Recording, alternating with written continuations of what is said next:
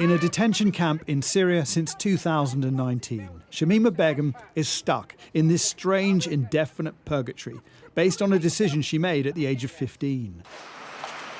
And a set of rulings in London, the most recent by the Immigration's Appeals Commission, saying the Home Secretary had every right to withdraw her citizenship.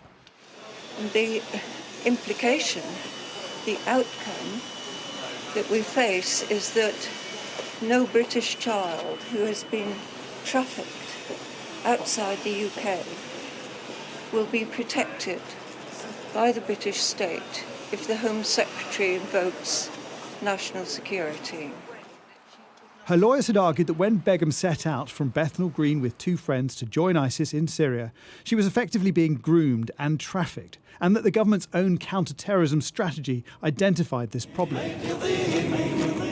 But the state says she went with her eyes wide open to the horrors of this group and remains a threat to national security. Well, look, I welcome the court's decision, but you'll understand I can't comment more because there are legal considerations ongoing. I just welcome the fact that the government has and always will take all actions necessary to defend the British people.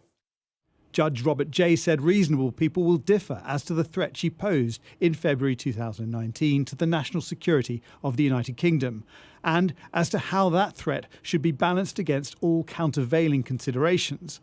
However, under our constitutional settlement, these sensitive issues are for the Secretary of State to evaluate, and not for the Commission. So essentially, it's a political decision, but the UK is an outlier on this. Most countries are now slowly bringing back their women and their children, and France over 100, Germany over 100. So the UK is beginning to look a little bit in an isolated position here.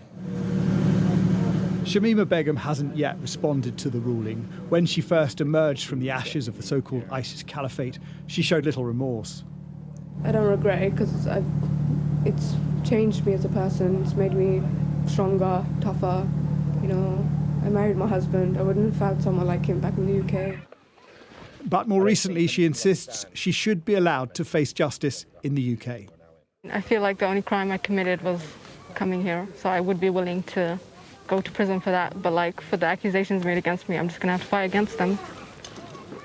Shamima Begum's lawyers say the fight goes on, but perhaps her best hope is for a more sympathetic Home Secretary.